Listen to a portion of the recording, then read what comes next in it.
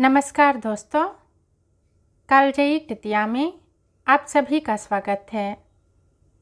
प्रस्तुत है रविंद्रनाथ टैगोर द्वारा रचित कहानी अनमोल भेंट। आइए सुनते हैं। रायचरण 12 वर्ष की आयु से अपने मालिक का बच्चा खिलाने पर नौकर हुआ था। उसके पश्चात काफ़ी समय बीत गया। नन्हा बच्चा रायचरण के गोद से निकलकर स्कूल में प्रविष्ट हुआ। स्कूल से कॉलेज में पहुंचा, फिर एक सरकारी स्थान पर लग गया। किंतु रायचरण अब भी बच्चा खिलाता था। यह बच्चा उसके गोद के पाले हुए अनुकूल बाबू का पुत्र था। बच्चा घुटनों के बल चलकर बाहर निकल जाता।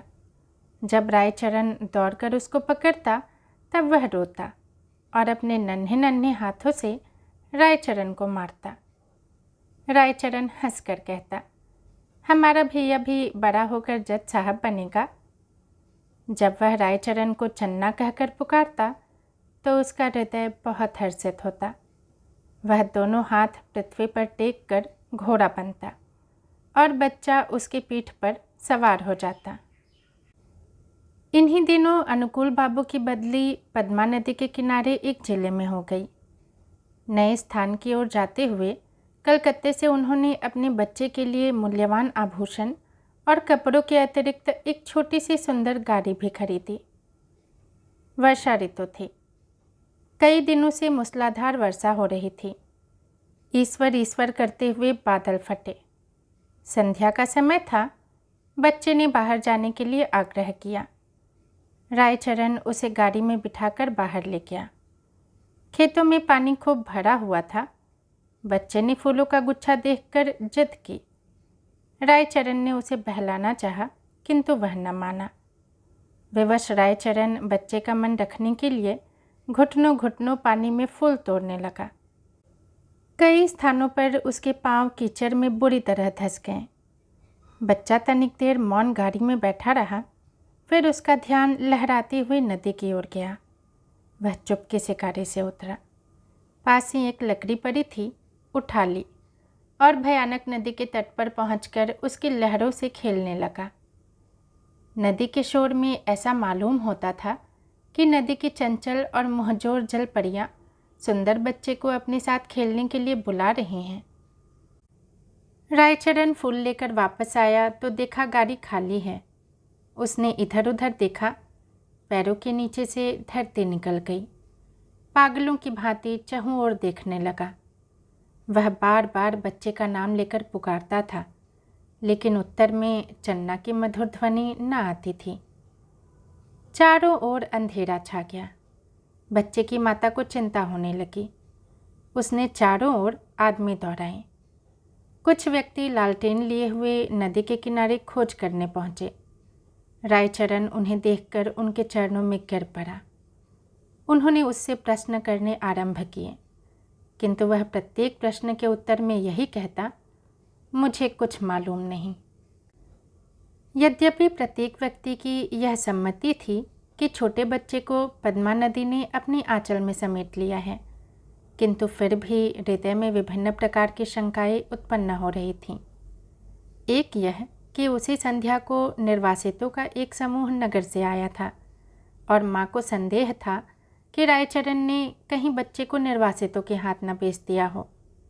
वह रायचरण को अलग ले गई और उससे विनती करते हुए कहने लगी, रायचरण, तुम मुझसे जितना रुपया चाहे ले लो, किंतु परमात्मा के लिए मेरी दशा पर तरस खाकर मेरा बच्चा मुझको वापस कर दो।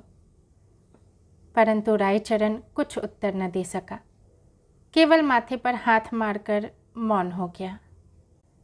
स्वामिनी ने क्रोध और आवेश की दशा में उसको घर से बाहर निकाल दिया। अनुकूल बाबू ने पत्नी को बहुत समझाया, किंतु माता के हृदय से शंकाएं दूर न हुई। वह बराबर यही कहती रही, मेरा बच्चा सोने के आभूषण पहने हुए था, अवश्य इसने। रायचरण अपने गांव वापस चला आया। उसे कोई संतान न थी और न ही संतान होने की कोई संभावना थी, किंतु साल की समाप्ति पर उसके घर पुत्र ने जन्म लिया, परंतु पत्नी सूतिका गृह में ही मर गई। घर में एक विधवा बहन थी, उसने बच्चे के पालन पोषण का भार अपने ऊपर लिया। जब बच्चा घुटनों के बल चलने लगा, वह घर वालों की नज़र बचाकर बाहर निकल जाता। रायचरण जब उसे दौड़कर पकड़ता तो वह चंचलता से उसको मारता। उस समय रायचरण के नेत्रों के सामने अपने उस नन्हे मालिक की सूरत फिर जाती, जो पद्मा नदी की लहरों में लुप्त हो गया था। बच्चे की जबान खुली तो वह बाप को बाबा और बुआ को मामा इस ढंग से कहता जिस ढंग से रायचरण का नन्हा मालिक बोलता था। रायचरण उसकी आवाज़ से चौंक उठता। उसे पूर्ण विश्वास था कि उसके मालिक ने उसके घर में जन्म लिया है। इस विचार को निर्धारित करने के लिए उसके पास 3 प्रमाण थे। एक तो यह कि वह नन्हे मालिक की मृत्यु के थोड़े ही समय पश्चात उत्पन्न हुआ था। दूसरे यह कि उसकी पत्नी वृद्ध हो गई थी और संतान उत्पत्ति की कोई आशा न थी। तीसरे यह कि बच्चे के बोलने का ढंग और उसकी संपूर्ण भावभंगिमाएं नन्हे मालिक से मिलते जुलते थी। वह हर समय बच्चे की देखभाल में संलग्न रहता। उसे भय था कि उसका नन्हा मालिक फिर कहीं गायब न हो जाए। वह बच्चे के लिए एक गाड़ी लाया और अपनी पत्नी के आभूषण बेचकर बच्चे के लिए आभूषण बनवा दिए। वह उसे गाड़ी में बिठाकर प्रतिदिन वायु सेवन के लिए बाहर ले जाता था। धीरे धीरे दिन बीतते गए और बच्चा सयाना हो गया, परंतु इस लाड़ चाव में वह बहुत बिगड़ गया था। किसी से सीधे मुंह बात न करता। गांव के लड़के उसे लाट साहब कहकर छेड़ते। जब लड़का शिक्षा योग्य हुआ तो रायचरण अपनी छोटी सी जमीन बेचकर कलकत्ता आ गया। उसने दौड़ धूप करके नौकरी खोजी और फलन को स्कूल में दाखिल करवा दिया। उसको पूर्ण विश्वास था कि बड़ा होकर फलन अवश्य जज बनेगा। होते होते अब फलन की आयु 12 वर्ष हो गई। अब वह खूब पढ़ लिख सकता था। उसका स्वास्थ्य अच्छा और सूरत शक्ल भी अच्छी थी। उसको बनाव श्रृंगार की भी बड़ी चिंता रहती थी। जब देखो दर्पण हाथ में लिए बाल बना रहा है। वह अपव्ययी भी बहुत था। पिता की सारी आय व्यर्थ की विलास सामग्री में व्यय कर देता। रायचरण उससे प्रेम तो पिता की भांति करता था, किंतु प्रायः उसका बर्ताव उस लड़के से ऐसा ही था जैसे मालिक के साथ नौकर का होता है। उसका फलन भी उसे पिता न समझता था। दूसरी बात यह थी कि रायचरण स्वयं को फलन का पिता प्रकट भी न करता था। छात्रावास के विद्यार्थी रायचरण के गंवारपन का उपहास करते और फलन भी उन्हीं के साथ सम्मिलित हो जाता। रायचरण ने जमीन बेचकर जो कुछ रुपया प्राप्त किया था, अब वह लगभग सारा समाप्त हो चुका था। उसका साधारण वेतन फलन के खर्चों के लिए कम था। वह प्रायः अपने पिता से जेब खर्च और विलास की सामग्री तथा अच्छे अच्छे वस्त्रों के लिए झगड़ता रहता था। आखिर एक युक्ति रायचरण के मस्तिष्क में आई और उसने नौकरी छोड़ दी और उसके पास जो कुछ शेष रुपया था फलन को सौंप कर बोला, फलन, मैं एक आवश्यक कार्य से गांव जा रहा हूँ। बहुत जल्द वापस आ जाऊँगा। तुम किसी बात से घबराना नहीं। रायचरण सीधा उस स्थान पर पहुँचा जहाँ अनुकूल बाबू जज के ओहदे पर लगे हुए थे। उनके और कोई संतान न थी। इस कारण उनकी पत्नी हर समय चिंतित रहती थी। अनुकूल बाबू कचहरी से वापस आकर कुर्सी पर बैठे हुए थे और उनकी पत्नी संतानोत्पत्ति के लिए बाजारू दवा बेचने वाले से जड़ी बूटियाँ खरीद रही थी। काफ़ी दिनों के पश्चात वह अपने वृद्ध नौकर रायचरण को देखकर आश्चर्यचकित हुई। पुरानी सेवाओं का विचार करके उसको रायचरण पर तरस आ गया और उससे पूछा, क्या तुम फिर नौकरी करना चाहते हो? रायचरण ने मुस्करा कर उत्तर दिया, मैं अपनी मालकिन के चरण छूना चाहता हूँ। अनुकूल बाबू रायचरण की आवाज़ सुनकर कमरे से निकल आए। रायचरण की शक्ल देखकर उनके कलेजे का जख्म ताज़ा हो गया और उन्होंने मुख फेर लिया। रायचरण ने अनुकूल बाबू को संबोधित करके कहा, सरकार, आपके बच्चे को पद्मा नदी ने नहीं बल्कि मैंने चुराया था। अनुकूल बाबू ने आश्चर्य से कहा, तुम यह क्या कह रहे हो? क्या मेरा बच्चा वास्तव में जिंदा है? उसकी पत्नी ने उछल कर कहा, भगवान के लिए बताओ, मेरा बच्चा कहाँ है? रायचरण ने कहा, आप संतोष रखें, आपका बच्चा इस समय भी मेरे पास है। अनुकूल बाबू की पत्नी ने रायचरण से अत्यधिक विनती करते हुए कहा, मुझे बताओ। रायचरण ने कहा, मैं उसे परसों ले आऊँगा। रविवार का दिन था। जज साहब अपने मकान में बेचैनी से रायचरण की प्रतीक्षा कर रहे थे। कभी वह कमरे में इधर उधर टहलने लगते और कभी थोड़े समय के लिए आराम कुर्सी पर बैठ जाते। आखिर 10 बजे के लगभग रायचरण ने फलन का हाथ पकड़े हुए कमरे में प्रवेश किया। अनुकूल बाबू की घरवाली फलन को देखते ही दीवानों की भांति उसकी ओर लपकी और उसे बड़े जोर से गले लगा लिया। उनके नेत्रों से अश्रुओं का समुद्र उमड़ पड़ा। कभी वह उसको प्यार करती, कभी आश्चर्य से उसकी सूरत तकने लग जाती। फलन सुंदर था और उसके कपड़े भी अच्छे थे।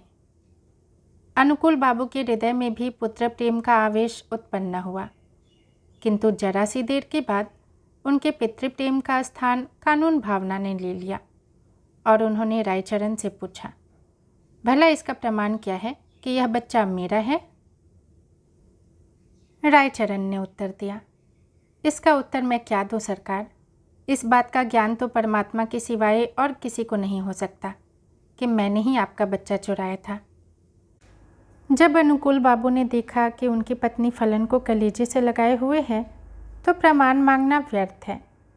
इसके अतिरिक्त उन्हें ध्यान आया कि इस गंवार को ऐसा सुंदर बच्चा कहाँ मिल सकता था और झूठ बोलने से क्या लाभ हो सकता था।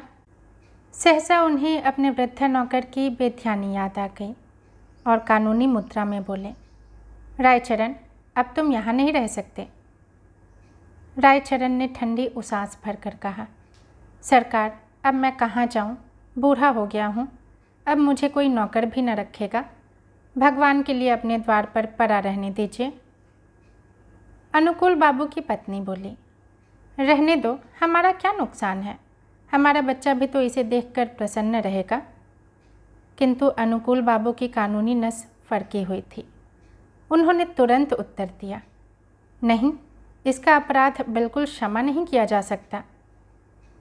रायचरण ने अनुकूल बाबू के पांव पकड़ते हुए कहा, सरकार, मुझे न निकालिए, मैंने आपका बच्चा नहीं चुराया था, बल्कि परमात्मा ने चुराया था। अनुकूल बाबू को गंवार की इस बात पर और भी अधिक क्रोध आ गया। बोले, नहीं, अब मैं तुम पर विश्वास नहीं कर सकता। तुमने मेरे साथ कृतज्ञता की है। रायचरण ने फिर कहा, सरकार, मेरा कुछ अपराध नहीं। अनुकूल बाबू त्योरियों पर बल डालकर कहने लगे, तो फिर किसका अपराध है? रायचरण ने उत्तर दिया, मेरे भाग्य का। परंतु शिक्षित व्यक्ति भाग्य का अस्तित्व स्वीकार नहीं कर सकता। फलन को जब मालूम हुआ कि वह वास्तव में एक धनी व्यक्ति का पुत्र है तो उसे भी रायचरण की इस चेष्टा पर क्रोध आया कि उसने इतने दिनों तक क्यों उसे कष्ट में रखा। फिर रायचरण को देखकर उसे दया भी आ गई और उसने अनुकूल बाबू से कहा, पिताजी, इसको क्षमा कर दीजिए।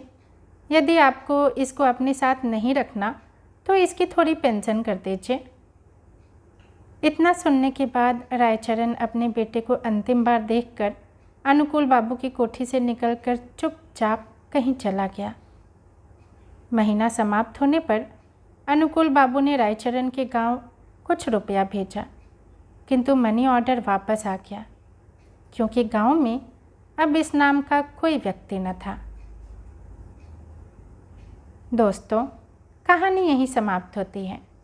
यदि पसंद आई हो तो लाइक करें, कमेंट करें और चैनल को सब्सक्राइब भी ज़रूर करें। धन्यवाद।